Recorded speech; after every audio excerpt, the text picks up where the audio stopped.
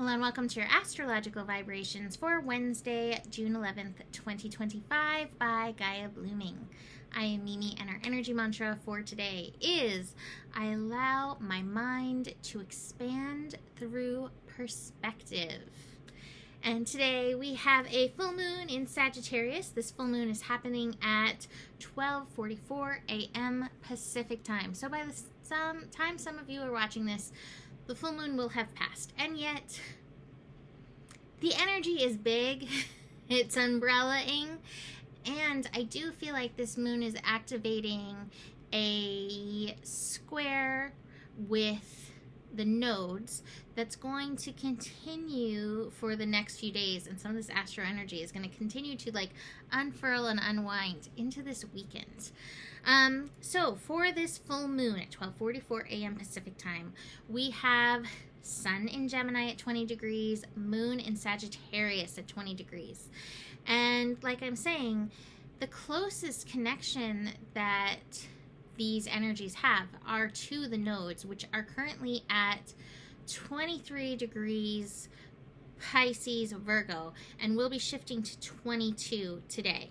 And so, again, over the next few days, this energy is going to kind of unfurl. And so, anytime we have a square with the nodes or connection to the nodes, it's a good time to check in.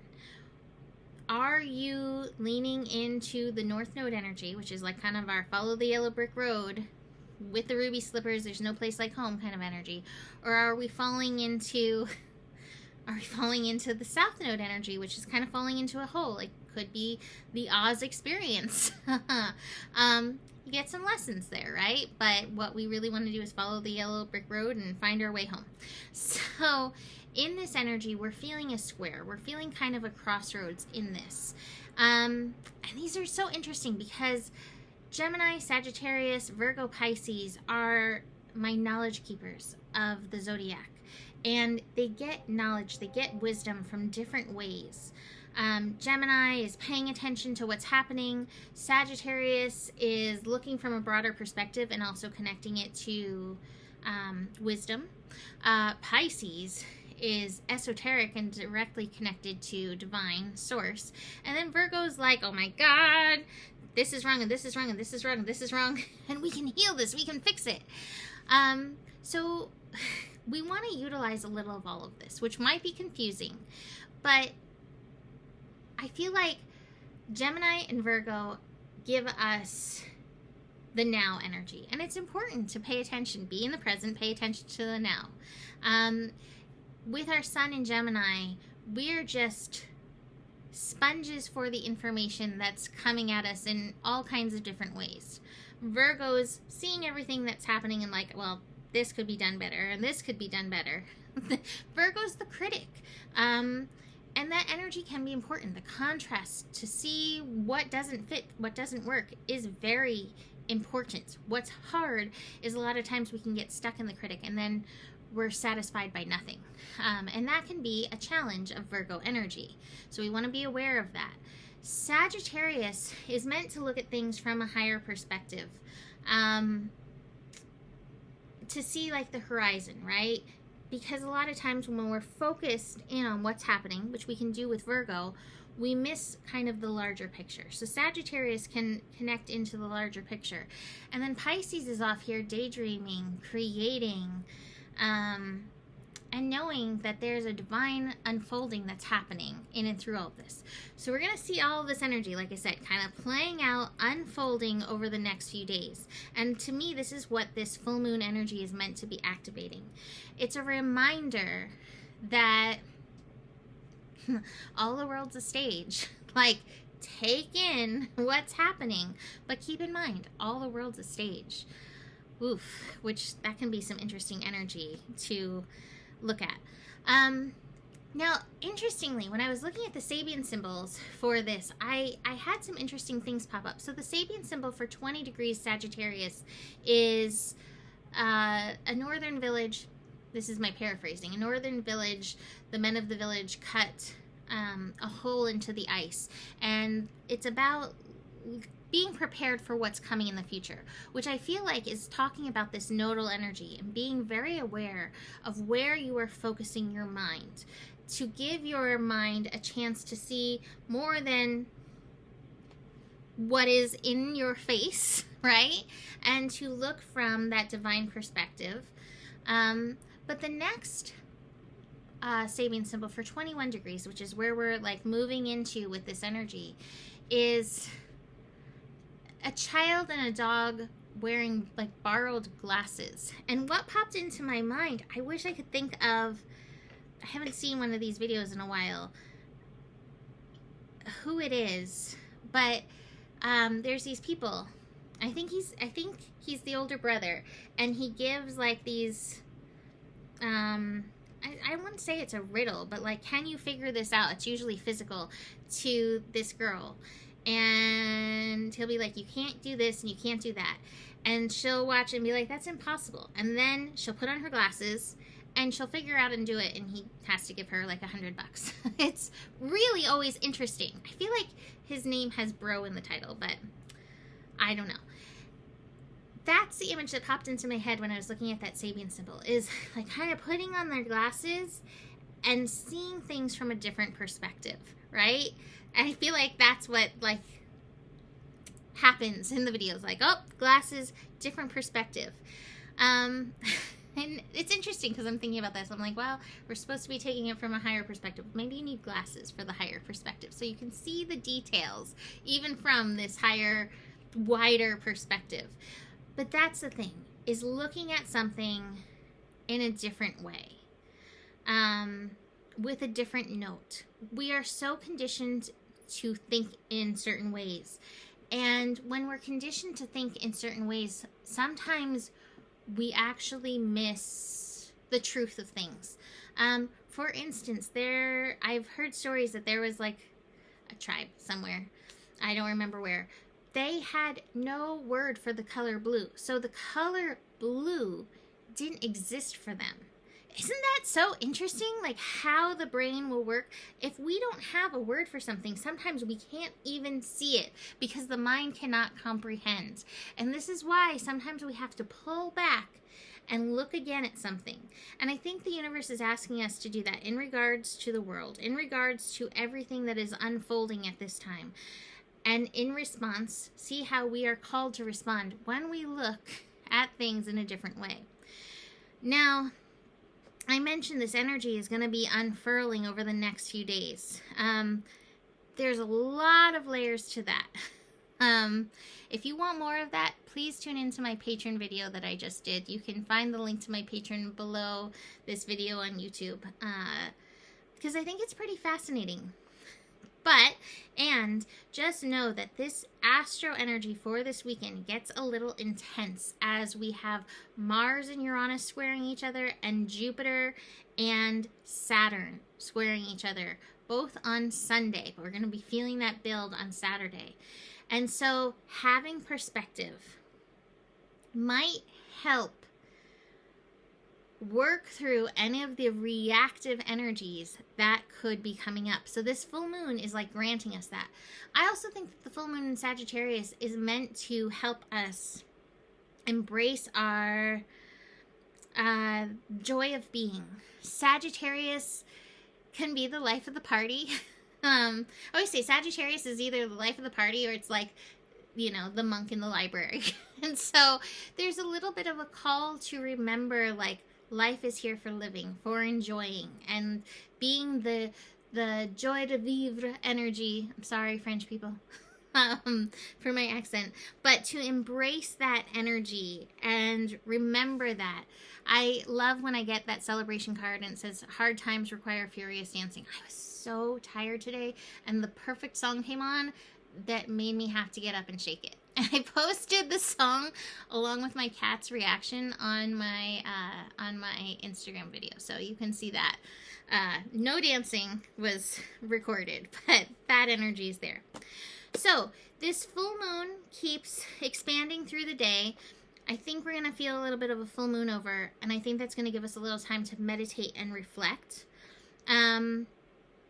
as we move through the day, Mercury and Venus will be connecting. Mercury in Cancer, Venus in Taurus.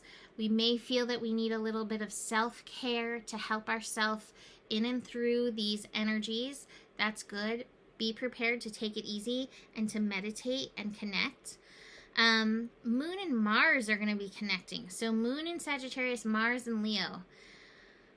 Oh, this energy can go two ways. I feel like this is actually grand trine too with Chiron in Aries. I would say there's a few ways if we throw in the Chiron and Aries energy, actually. Your inner child can have a ball and want to dance and play, and you may feel a renewed sense of yourself. I actually was feeling that today when I was dancing. I was like, oh yeah, this feels like me. This is good. I like this. But you could have, the moon likes to reveal things. You could have some of the wounded inner child, the Leo ego energy coming up, places that you have not healed for yourself with that Chiron piece. The moon could shed its light on that. And Moon and Mars, even though this is a harmonious connection, it's fiery. And so you might go from like, oh, life is good, I'm having fun, to sorry if that startled anybody, but like ready to like react, attack really fast. So that's happening in the afternoon, that Moon-Mars energy. Then I think we get a little bit of the full moon over energy coming in, a little bit of the exhaustion, the tiredness. Jupiter's still at 0, so that might be part of the exhaustion too, and that desire for bed. Moon moving into Capricorn, and the moon and Jupiter will be pulling an opposition. And so again, you may feel that exhaustion, and the shouldiness energy of Moon in Capricorn might be like, get up, do the things. And this is where you've got to figure out what your balance is, where you need to practice responsibility and discipline, and where you need to discipline and honor, where you need to relax and rest, and figure out that balance in there for yourself. The moon's also then going to go in and square Saturn, and it's going to square Neptune. So it's activating that cardinal T-square, which is going to be building as Jupiter and Saturn build into a square for Sunday. So this moon energy is going to be kind of activating it. So there might be some contentious stuff. I mean, it's not like there isn't already, right? But even more contention showing up. The cards I have are really interesting because I feel like they're definitely showing this picture. We've got the maturity, so where you're being called to like show up and discipline and care for yourself. But we've also got the playfulness, that call for like fun and levity. Please don't forget, like, discipline yourself to fun and levity too, because we all need that to help balance out the intensity of what's going on. We have the ordinariness card showing up. Ordinariness reminding us to feel gratitude and look for the magic and the beauty that's around. But as we're seeing it, we might feel comparison. The comparison might be, this person thinks this and I think that. There's so many layers where comparison can show up, but it's a mental game. And it's a way that you're stuck in stinking thinking. Rather than getting stuck in comparison, if you see something and you don't like that, that's that person's path. Can you illuminate your own, right? Can you illuminate your path of heart in that case? And it's not to shove it in their face, but like, be an example, live as an example. And if the comparison is jealousy, then be inspired by this person who's reaching what you long for and see how that calls to move you. Final card is politics in reverse. I feel like the political stage over these next few days is going to be bonkers, especially for this weekend. I looked at Donald Trump's chart a little bit in the patron video with some of this energy. It's interesting, just a little bit. We don't want to focus there too much, but politics. But be aware of all the illusions that are out there. Any 7 card is a card of illusions. And we have here the 7 of Cups, which is like the main illusion. This is the black trumpets. So watch out. Use your illusion. Use your illusion to create, but also recognize there is a lot of illusion out there. I love these Cat Chaos cards. Wisdom came out. A good energy to vibe with, a good energy to connect with the full moon in Sagittarius. We've got the Sun card, which is a card of success and beautiful things unfolding.